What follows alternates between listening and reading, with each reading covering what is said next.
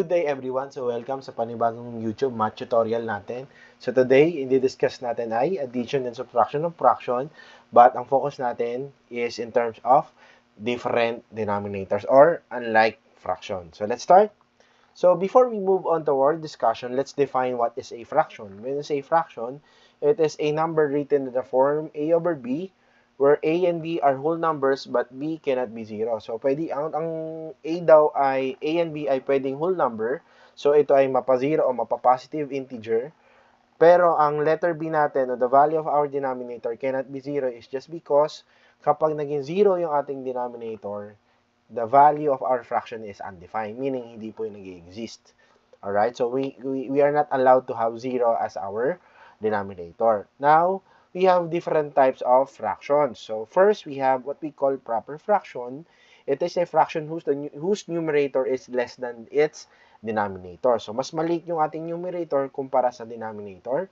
Yun po yung proper fraction. Pag improper fraction naman, whose numerator is greater than or equal to our denominator. So meaning, mas malaki naman yung numerator natin or posibleng equal sa ating denominator. At pag nangyari po yun, ang tawag po dun sa fraction na yun ay improper fraction. Next is what we call mixed number or mixed fraction.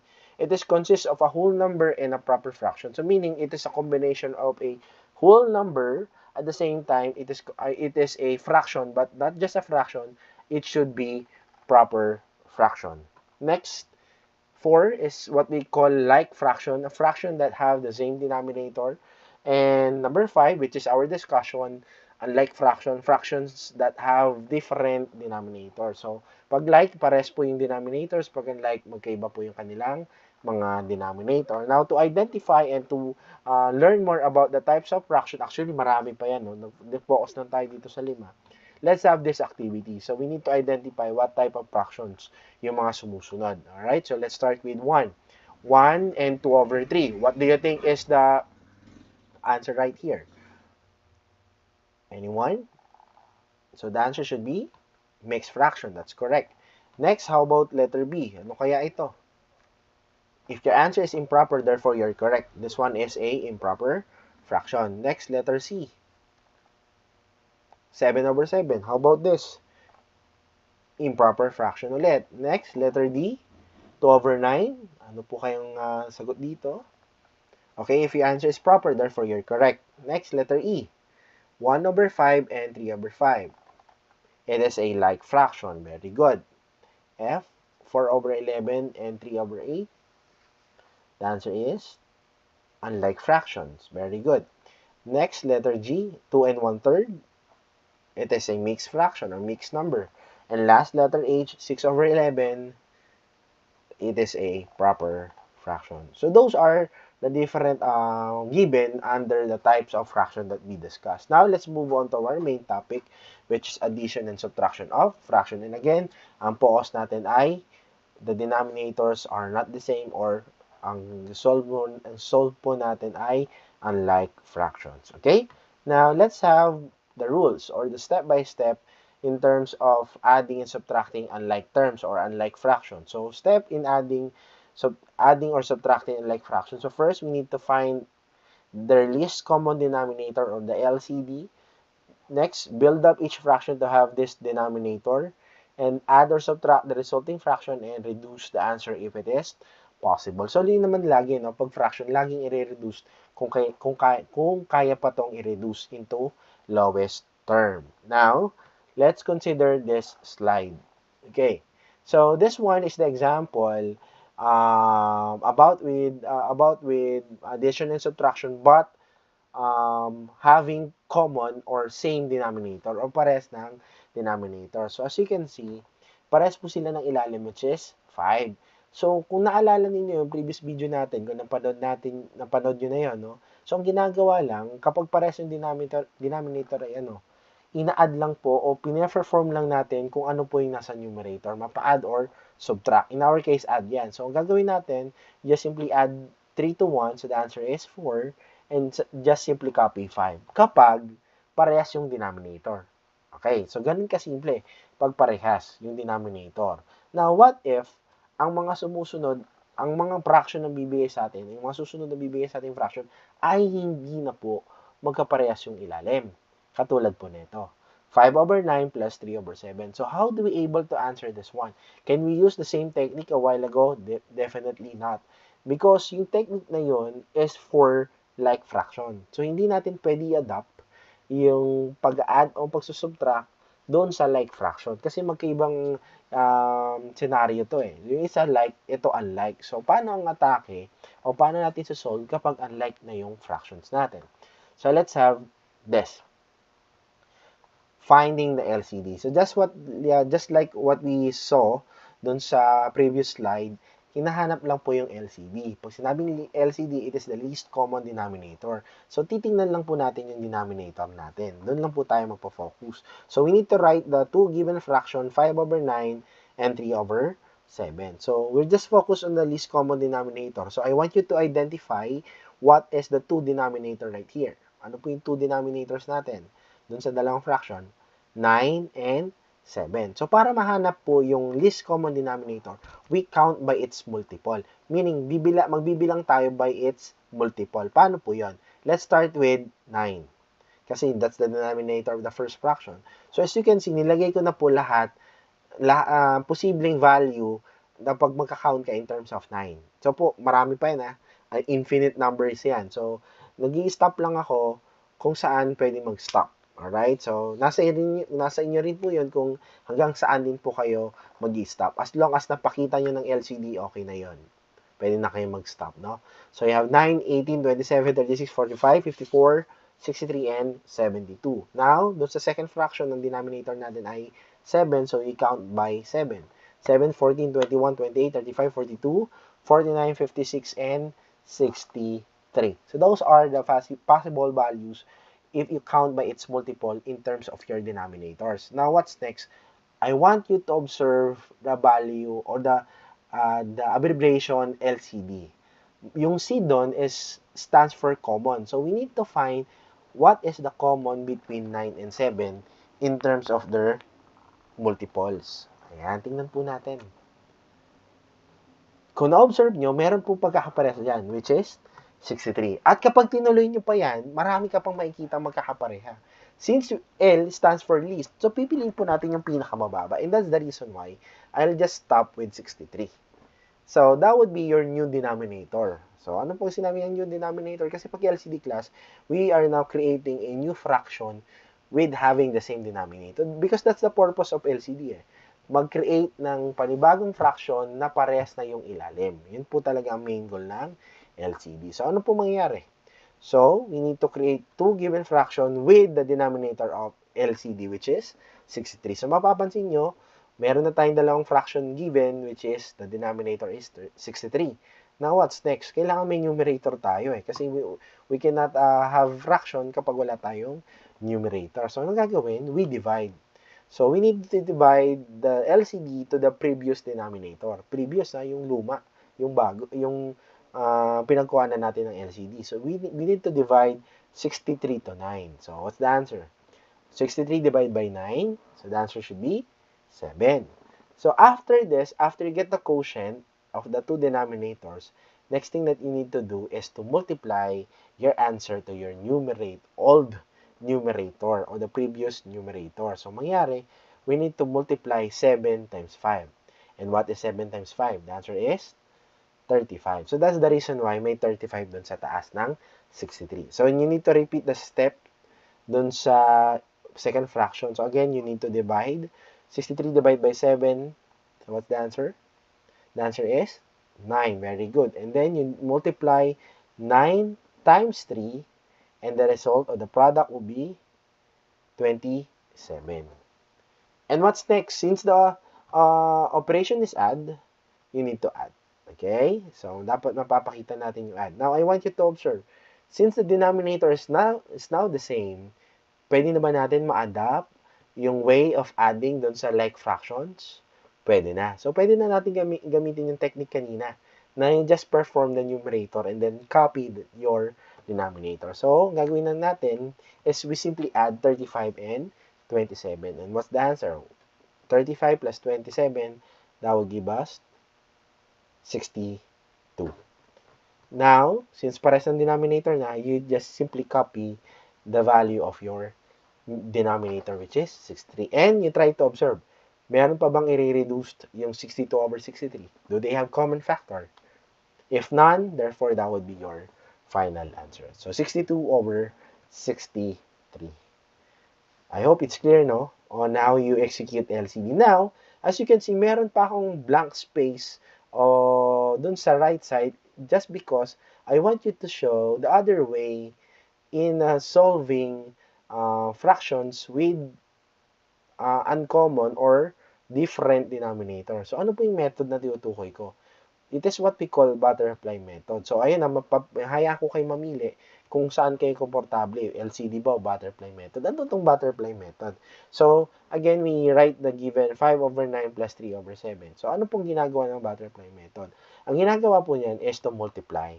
I-multiply po natin yung kanilang mga values. So, we need to multiply 5 times 7 or 7 times 5, that would be 35. And then next, yung kabila din naman, 9 times 3, that would be 27. And also, you multiply the denominators na meron kayo. So, 9 times 7, that would give us 63. And what's next? You copy. I-copy nyo po yung sagot mo sa ilalim as the value of your denominator, which is 63 as well. And then, do not forget na operation natin ay add. So, 35 plus 27, the answer is 62. So, as you can see, as you observe, pares ng sagot yung dalawang method. Nasa inyo po yun, no? Kung paano nyo isi-solve yung fractions na magkaiba yung denominator. It is your choice. So, pinakita ko po yung dalawang method na pwede nyong pagpilian ng paraan kung paano kayo mag-simplify ng fraction pag magkaiba ang kanilang mga denominator. Sir, may question. Ang butterfly method ba ay pwedeng gamitin kapag ang fractions ay like fractions? Hindi po. Hindi po pwedeng i-add natin o hindi po pwedeng gamitin yung butterfly method sa like fractions. Alright? Hindi po pwede kasi mag-iiba po yung sagot natin. So, basically, pag parehas lang, just perform the numerator. So, ayun. Pili kayo. Ano ba mas gusto nyo? LCD or butterfly method? Okay? Now, let's have another example in terms of subtraction. So, 3 over 4 minus 2 over 5.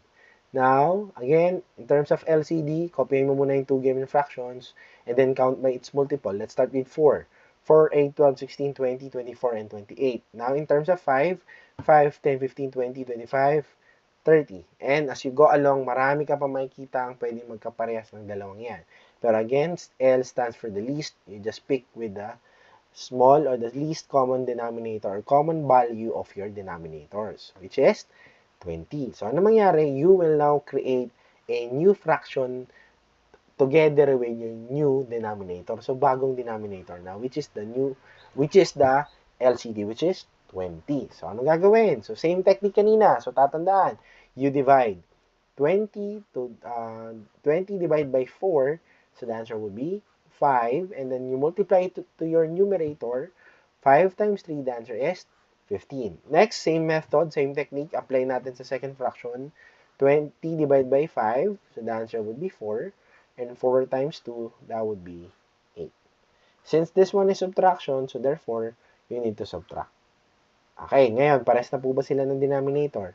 Parehas na. So, pag parehas na, you can simplify the numerator. Okay, so, mangyari, 15 minus 8, that would be 7. And you just simply copy the denominator, which is 20. And I want you to observe, do they have common factor?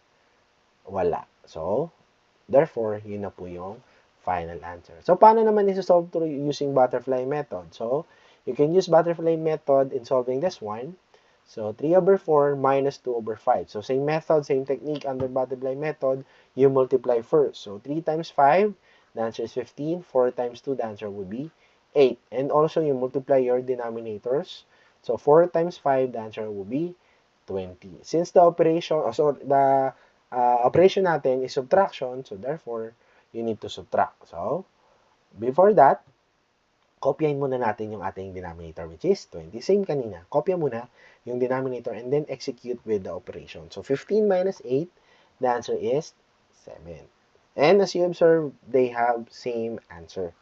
So, it's up to you guys kung ano bang pipiliin niyo. It's either LCD o butterfly method. You have the will, okay, to choose saan kayo mas magiging madadalian at mas komportable gawin sa pagsosolve ng fractions kapag sila ay magkaiba ng denominator. Again, this two method is applicable if the denominator is unlike fractions. Alright? Next, how about this one? Paano kapag mixed number na o mixed fraction? Ano na po ang kailangan natin gawin? So, LCD naman. So, LCD pa rin ang gagamitin natin, no? Hindi ko na ipapakita yung butterfly method kasi pag iba butterfly method nyo to, baka ikagulo lang natin, no? Kasi may whole number. So, ang gagawin nyo dyan, class, if LCD or butterfly method, ang gagawin nyo dyan, you just imagine na wala kang whole number. Ayan, ituturo ko sa inyo, no? You just imagine na wala kang whole number and just concentrate with the fraction itself. So, paano po yung sinasabi ko na yon? So, ang mangyari, class, ganito. Copy mo muna yung fraction part, yung 1/3 and 1/2. So, napansin nyo na wala na yung value ng whole numbers natin. Nawala, no? Yung 2 at yung 3. So, napansin nyo na wala yan. So, I set aside muna. Sinantabi ko muna yan kasi hindi ko naman sila kailangan. Ang kailangan ko lang mangyari is maging same yung denominator ng mga fraction ko para ma-solve ko ito. So, yun yung goal ko eh. So, set aside muna yung whole number part. So, again, it's up to you kung gagamitan mo din ng butterfly. Ang pinakita ko lang dito ay paggamit ng LCD. Since alam nyo naman na kung paano execute yung butterfly. Sir, pag butterfly din, kailangan bang isang tabi din yung whole number? Yes, same din. Isang tabi mo rin muna yung whole number, yung whole number part ng yung fraction, then concentrate with your fraction. Then, ibalik mo na lang siya kapag natapos mo na or same na sila ng denominator. So, in terms of butterfly method, no? Now, let's start. So, let's count by its multiple. Tingnan natin.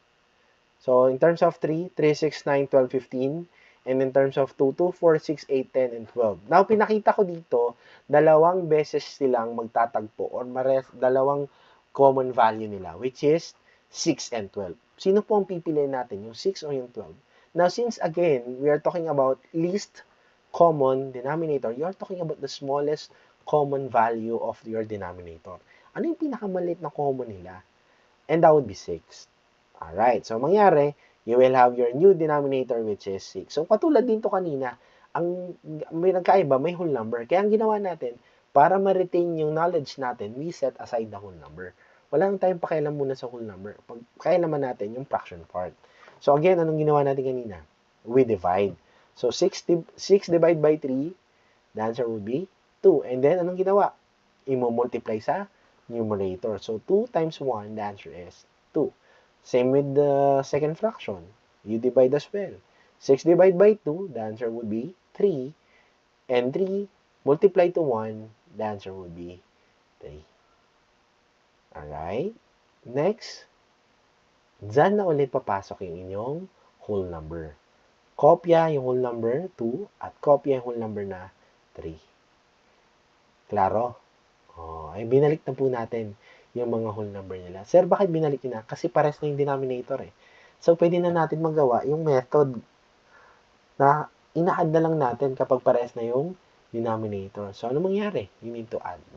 Kasi ang operation natin ay addition. So, you just focus with the numerator. So, 2 plus 3, that will give us 5. Copy the denominator, 6. And you add also your whole number part. So, 2 plus 3, that would be 5. And wala na silang i-reduce. So, therefore, that would be your final answer. 5 and 5 over 6. Now, what if subtraction naman? So, 4 and 1/2 minus 2 and 1/5. So, paano yan? So, same method pa rin. Set aside nyo muna yung kanilang mga whole numbers. 1/2 and 1/5 or 1/5. Next, identify the least common denominator between the two. So, you count by its multiple. 2, 4, 6, 8, 10, 12, 5, 10, 15, 20, 25. As you go along, marami kang makikita na pagkakaparehas ng dalawang yan. Pero again, we just focus on the least common value of your two denominator, which is 10. So, 10 will be your LCD. So, that's the reason why siya yung denominator natin sa bagong fraction. The next, you divide. So, 10 divided by 2, the answer is 5. So, next will be 5 times 1. The answer would be 5. Alright? Next, 5 divided by 10 divided by 5. The answer will be 2. And what is 2 times 1? The answer is 2. Alright? And then, balik na natin yung whole number 4 and 2. I hope clear na, no? Binabalik lang natin kapag naparehas na natin yung denominator. Then next, you need to subtract because the operation is subtraction. So, gagawin lang natin, since parehas ang denominator, focus on the numerator part. So, 5 minus 2, the answer is 3. Copy your denominator, which is 10. And also subtract your whole numbers. So, 4 minus 2, the answer is 2. Since it is the lowest term already, wala na siyang ilo-lowest term pa, therefore, that would be your final answer. So, that's how you add and subtract fractions with different denominator. So, I hope marami ulit kayong natutunan, no? Sa math turo o sa ating tutorial natin. So again, if nalilito, you try to replay, you try to pause, para nang sa ganon, maintindihan nyo palalo kung ano o paano magsosolve ng fractions kapag ito ay magkaiba ng denominator in terms of addition and subtraction. So muli, this is Math Turo. So huwag nyo kalimutan mag-subscribe, mag-like, at pindutin ang notification bell nang sa ganon updated kayo sa lahat ng video na i-upload dito sa ating page. So maraming salamat. Once again, this is Matt Turo. Thank you and God bless.